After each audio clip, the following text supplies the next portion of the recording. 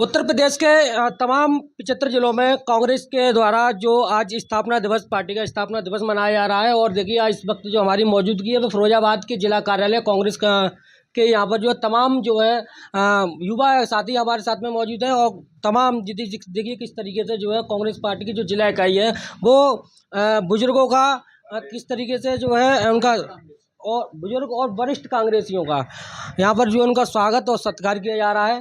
और वहीं इसी मौजूदगी हमारे साथ में जिला अध्यक्ष रामनिवास यादव जी मौजूद हैं। हमारे साथ में वरिष्ठ अधिवक्ता धर्म सिंह यादव जी हमारे साथ में मौजूद हैं। और हाजी शहीद पटेल जी हमारे साथ में मौजूद हैं। और उनसे अभी बात करते हैं। सर, आज स्थापना दिवस कांग्रेस पार्टी का है, कैसे देखते हैं सर?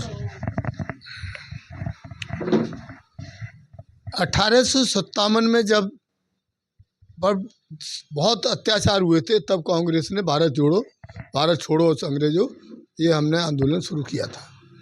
उस समय हमारे एओ हयूम साहब इस सरकारी सर्विस में थे और रिटायरमेंट होते ही 1885 में 28 दिसंबर को उन्होंने हमारा कांग्रेस की स्थापना की थी। और उसी के तहत आज हम इस कांग्रेस को लेके चल रहे हैं। आज अफसोस इस बात का है कि जिस कांग्रेस ने इस देश की नींव मजबूत की, देश को आज़ाद किया, देश में को प्रगति के रास्ते पे ले गए, आज उसी को धर्म और संप्रदाय के नाम पर बेमनस्ता फैलाने वाले उस देश को तोड़ने में लगे हुए हैं। इसीलिए आज हमें मालूम है कि फिर से हमें उसी देश को फिर से मजबूत करने के लिए इन जो देश विरोधी ताकतें हैं उनको परास्त करने के लिए सड़कों पर संघर्ष करना पड़ेगा। अफसोस की ये बात है कि जब महात्मा गांधी को नाम को भी ख़त्म करना चाहते हैं, ये कांग्रेस के बनाए हुए सारे नामों को ख़त्म करना चाहते हैं, जबकि इनके द्वारा कोई काम नहीं किया गया है।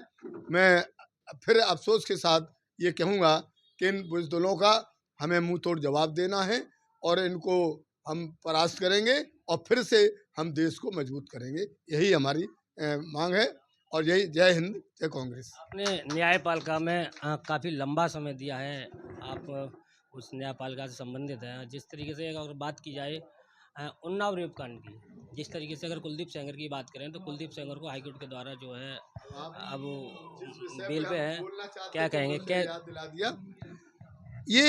ये देश में लोगों के लिए सरकार नहीं है, ये बलात्कारियों के लिए सरकार है।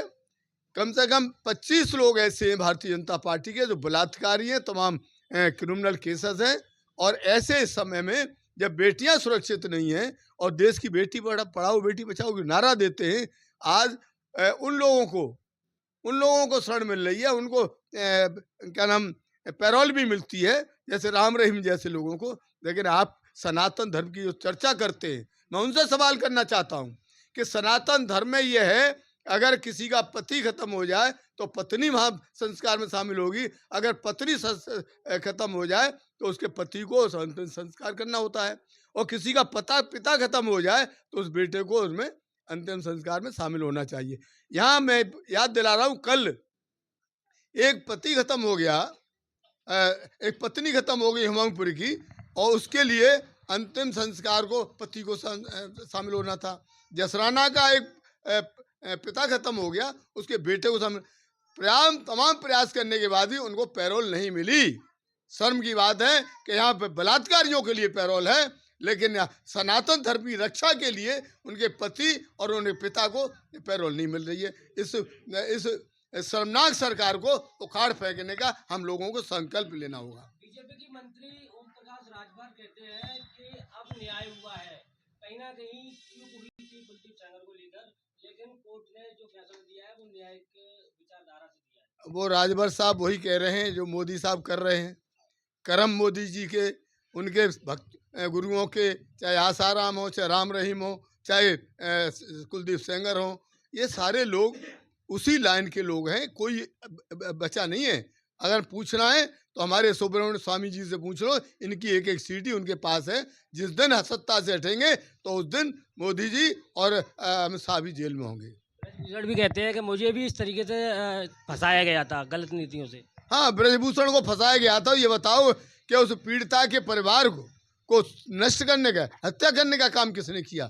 नाबालिग बच्ची के साथ बलात्कार करोगे और तुम झूठा फंसाया गया है, तो ये जवाब दो कि तुमको कोर्ट ने सजा की, तमाम वकील को भी तुमने मरवाया एक्सीडेंट में, और उसकी माता पिता को भी मरवाया। आज हम मोदी से पूछना चाहते हैं, मोदी उस बेटी की रक्षा हो पाएगी क्या? जिस तरह से उसके परिवार की हत्या की गई, उसी तरह इस बेटी की भी हत्या करवा देगा कुलदीप सेंगर। इतना क्रूरतम अपराधी पहली बार हम देख रहे हैं कि सरकार में सत्ता में लाभ उठा रहा है और उसको सुरक्षा मिल रही है। अच्छा सर, आप भी थोड़ा बताएं आज के आज की पुलिस, आज के अधिकारी, जितने भी IAS IPS अधिकारी हैं, सत्ता के दबाव में काम कर रहे हैं, अपने विवेक से काम नहीं कर रहे हैं। आप रोज देख रहे हो कि टांग से नीचे गोली लगती है, जाति धर्म के नाम पे गोली लगती है। सबसे पहले बाबा जी जब सत्ता में आए थे तो खुशी दुबे जेल गई थी, आपको याद दिलाना चाहता हूँ। तब भी एक क्रूरतम हत्याएं हुई थी, और अभी आपके अलीगढ़ के भी एक लड़के की हत्या हुई हमारे फिरोजाबाद के अंदर। इतनी फर्जी मुठभेड़ कर रहे हैं। मैं पूछना चाहता हूँ, ये आपके तमंचे कौन सी फैक्ट्री बनने रोजाना आ रहे हैं? पत्रकारों की तो मुकदमे हो रहे हैं, उसके लिए क्या कहेंगे आप? पत्रकार उस पत्रकार पे होंगे जो सही सवाल करेगा, उस पे सवाल कर नहीं, उसके नहीं खिलाफ मुकदमा नहीं लिखा जाएगा। जो करोड़ों के विज्ञापन लेकर के सिर्फ उनके फोटो और उनके गंदे कामों को उसमें छापते हैं, उनके खिलाफ कार्रवाई नहीं हुई। जो पत्रकार सही बात दिखाना चाहता है, उसके खिलाफ कार्रवाई होती है। हम रोज देख रहे हैं।